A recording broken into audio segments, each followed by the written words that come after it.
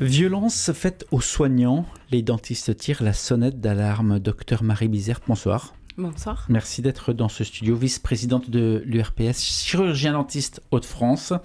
Quelle est l'ampleur du phénomène ? Il est difficilement mesurable puisqu'il est, à notre sens, sous-estimé. Le Conseil de l'Ordre fait état de 312 faits de violence pour l'ensemble du territoire français l'année dernière. Mais on est 45 000 chirurgiens dentistes. Ça nous paraît peu en fait par rapport à ce qu'on sait les retours de confrères en fait. Ce que j'entends entre les lignes de ce que vous dites, c'est les signalements ne sont pas systématiquement faits parce que peut-être c'est chronophage, parce que peut-être c'est s'exposer, parce que les raisons... Parce qu'il y a une méconnaissance en fait des process de signalement.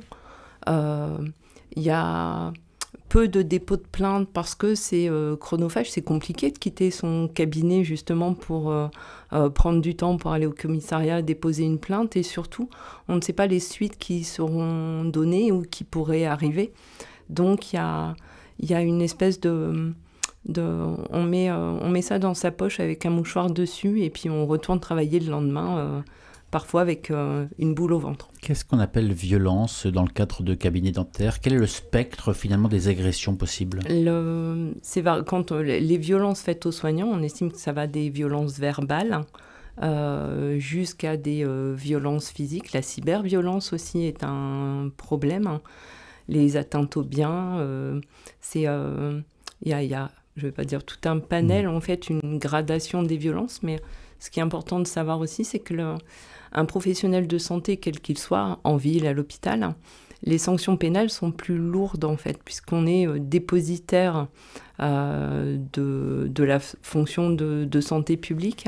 Et donc, c'est plus grave, entre guillemets, de s'en prendre à un professionnel de santé. Et est-ce qu'il y a un parcours peut-être de plainte différent ? Est-ce que des professionnels vous sont alloués ? Est-ce qu'il y a un parcours spécifique ? Oui, il y a des accords santé-sécurité qui existent depuis 2005, qui étaient d'abord qui ont fait suite à des faits, au meurtre d'une infirmière en hôpital. Donc ça a d'abord été instauré pour l'hôpital. Il y a un observatoire national des violences faites aux soignants qui a été créé pour faciliter les signalements en fait. Ça a été étendu au Conseil de l'Ordre en général. Il y a plusieurs conseils de l'Ordre, médecins, dentistes, pharmaciens, etc. Mais étendu à la médecine de ville en 2011. Et ça a été relancé par le ministère de la Santé en 2023 en fait. Et oui, il y a des accords sécurité-santé qui font qu'il doit y avoir des partenariats, des liens qui se font entre les professionnels de santé, la police, la gendarmerie et la justice, les parquets, spécifiquement sur les sujets des professionnels de santé. Est-ce à dire que dans un commissariat classique, il y a une personne qui peut recevoir votre plainte de manière peut-être privilégiée ? Oui, mais paradoxalement, et le dossier des violences, ça fait longtemps qu'on y travaille, j'ai découvert que dans le Nord, il y avait des référents santé dans chaque commissariat. Je ne le savais même pas. Mais ça fait combien de temps que vous exercez, pardon mais... Ça fait 20 ans que j'exerce. Et vous n'étiez pas au courant ? Ça veut dire que vos collègues non plus n'étaient pas au courant. C'est vraiment tout l'intérêt de ces 2 journées d'information pour les confrères. C'est le fruit de belles rencontres avec la direction départementale de la sécurité publique, donc la police. On a rencontré et on avait la gendarmerie, on avait la substitut du procureur à Lille, on avait un avocat pénaliste pour Amiens. Et oui, on a découvert énormément de choses. J'ai découvert aussi qu'il y avait des référents sécurité dans les commissariats à qui on peut demander des diagnostics et des conseils gratuits pour améliorer la sécurité de nos structures de soins. Là, vous venez d'évoquer ces 2 journées de sensibilisation, l'une à Lille fin mars, l'autre à Amiens ce jeudi. Vous avez dit des représentants des forces de l'ordre, de la justice, étaient présents pour finalement faciliter le dialogue et puis se découvrir, se connaître. C'est ça. Est-ce que vous connaissiez ? Non, pas du tout. On a même... Moi, URPS, j'ai pas j'ai pas de rôle Union régionale des professionnels de santé. Je suis l'interlocuteur, entre guillemets, de l'Agence régionale de santé. Je représente les confrères libéraux conventionnés. Mais dans les accords santé-sécurité, c'est nos confrères qui sont au Conseil de l'ordre qui sont qui sont en charge de réceptionner les signalements qui sont ensuite remontés au ministère de la Santé, etc. Donc c'était aussi l'occasion de faire se croiser les présidents des conseils de l'ordre et les représentants de la police, de la gendarmerie et du parquet, mais qui ne se connaissaient pas. On va revenir sur finalement cette mécanique qui n'était pas encore très huilée, si j'ai bien compris. Vous avez dit tout à l'heure 312 faits d'agression rapportés en 2023 en France. Chez les chirurgiens dentistes, il y en a eu 7 dans la région des Hauts-de-France. On compte 2730 chirurgiens dentistes dans la région. Alors pardon, mais 7 c'est toujours trop. Mais ça n'est pas non plus, ça ne semble pas être un phénomène de société non plus. On est d'accord, mais en fait, notre objectif aussi, c'est d'en faire un fait politique avant qui est, sans attendre, qu'il y ait un fait divers tragique, comme ça a pu arriver à Tours en 2022. On a un confrère qui s'est fait poignarder. Là, on a eu l'occasion, en croisant les confrères qui sont venus, d'avoir des récits, en fait, alors, c'est pas aller à l'arme blanche, mais de violences qui sont très impactantes, en fait, dans la vie du professionnel de santé. C'est difficile de retourner travailler le lendemain, même si la majeure partie de nos patients sont courtois, aimables, mais avec la boule au ventre, parce qu'on s'est fait agresser. Ou que notre assistante s'est fait agresser. Et ça ne sera un fait politique que si la parole se libère, en fait. Exactement, s'il y a des signalements, en fait.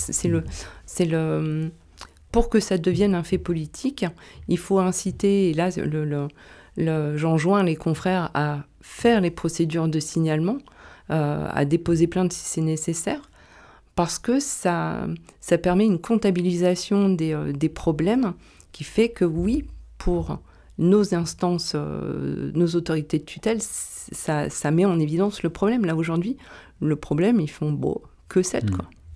L'impatience, la colère prennent le dessus quand il n'y a pas de place, qu'il y a urgence. Ça peut aboutir à ces violences dont on parle. Vous la comprenez, cette impatience ? Bien sûr, j'y vais. Je soigne. Avoir une rage de dents, je suppose que c'est intolérable. C'est une douleur extrême, sûrement. Sauf que si quelqu'un arrive chez vous avec une rage de dents, vous lui dites, il n'y a pas de place pour toi. J'ai quand même une responsabilité vis-à-vis de mes patients qui ont des rendez-vous. Et j'ai envie de dire, mon temps, il n'est pas très compressible.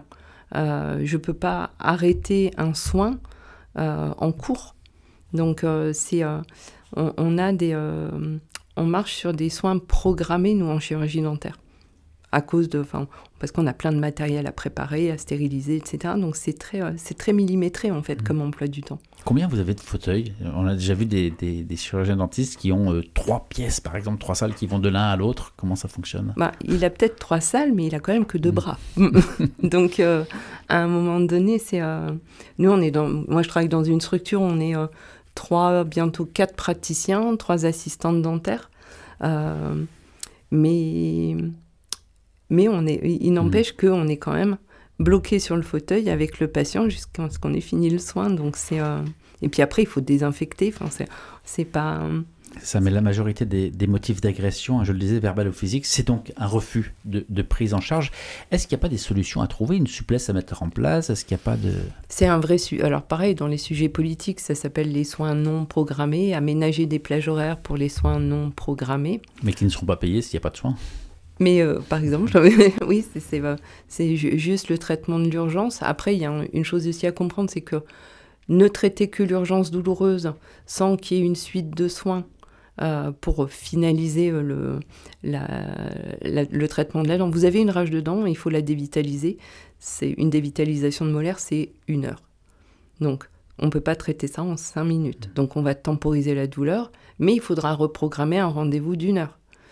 Et ça, c'est que la partie des racines. Ensuite, il faudra réparer la partie supérieure de la dent. Donc tout ça, c'est beaucoup de temps, en fait. Et ce que vous dites, votre discours à vous, que j'ai déjà entendu, c'est en continu. Ce sont finalement des visites de révision, enfin de révision des... La logique, c'est la carie est une maladie évitable. Donc la carie, c'est pas juste, on est d'accord, mais c'est une maladie évitable ou qu'on peut soigner très vite pour l'empêcher d'arriver au stade de la rage de dents. Donc oui, le mieux, c'est de faire des visites de contrôle régulièrement. C'est quoi régulièrement un suivi? C'est tous les 2 ans, La carie est multifactorielle. Donc, il y a des patients qui, s'ils ont un bon brossage de dents, une structure dentaire, une alimentation non cariogène, pourraient ne venir que tous les 2 ans, mais en règle générale, on dit une visite de contrôle tous les ans.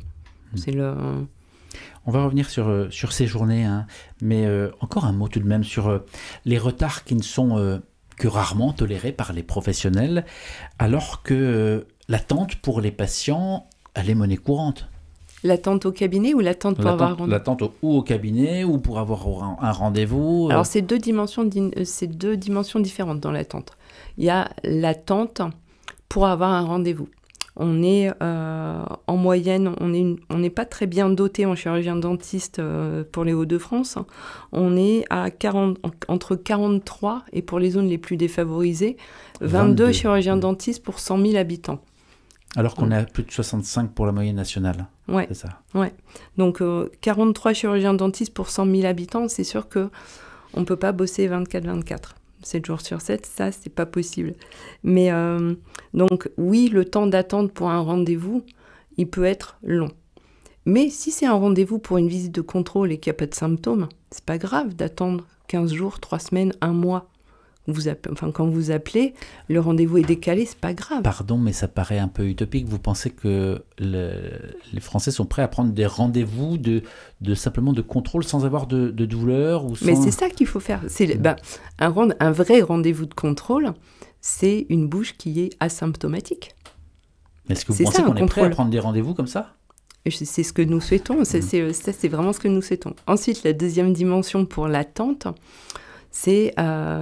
Là, c'est la question de la ponctualité du praticien. Donc, il y a parfois, quand on est au fauteuil, il y a parfois des impondérables qui font qu'on avait prévu 30 minutes de soins, mais que ça ne se passe pas exactement comme on avait prévu. Et non, on ne peut pas laisser partir le patient qui est sur le fauteuil alors qu'on n'a pas fini. Donc oui, on peut parfois être un peu en retard. Est-ce que vos magazines sont à jour ? Alors, il n'y a plus de magazine.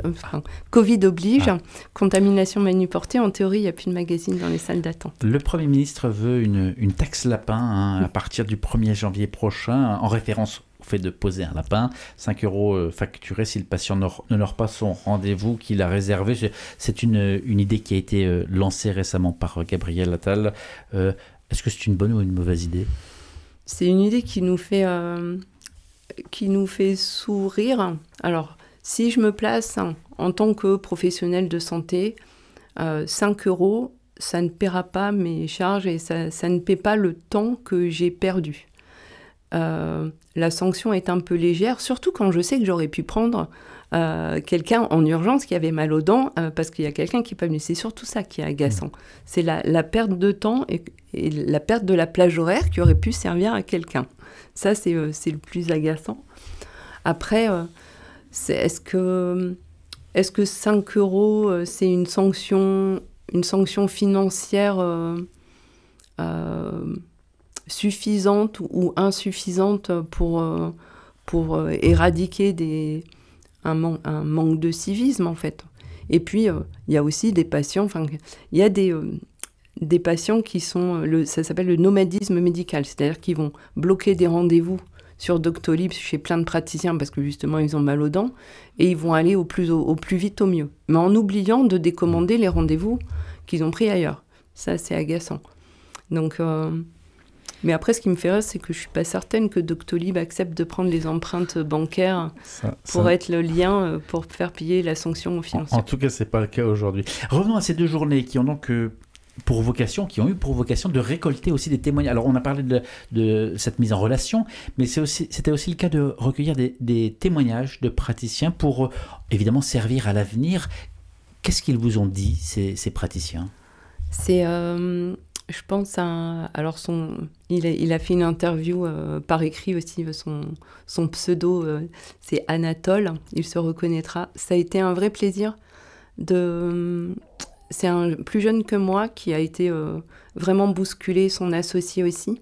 Et je pense que ce temps d'écoute et de partage et de se faire entendre par les journalistes, c'était très positif aussi, parce que comme l'a dit le commandant Jeannin aussi, ce qui est important dans le dépôt de plainte ou dans ce fait de libérer la parole, c'est qu'on reconnaisse, celui qui l'a subi soit reconnu comme une victime. Une victime, ça ne veut pas dire une pauvre petite chose frêle et fragile.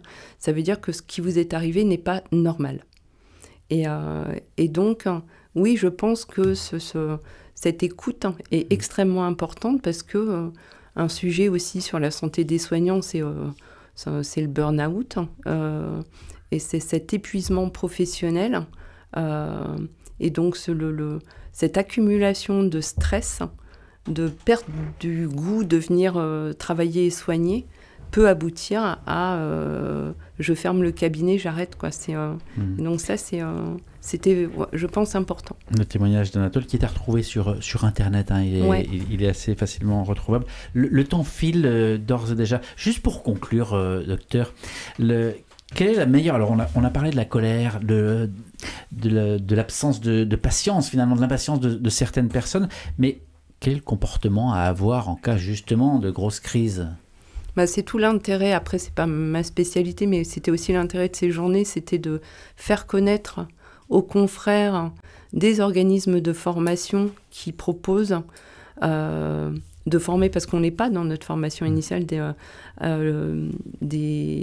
des attitudes, des postures pour désamorcer, parce que souvent les problèmes commencent par de la violence verbale, apprendre à désamorcer les situations conflictuelles pour apaiser le dialogue, en fait. Donc, ouais.